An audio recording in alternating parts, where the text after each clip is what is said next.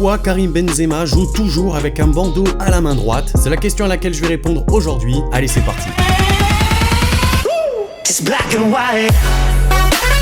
Pourquoi?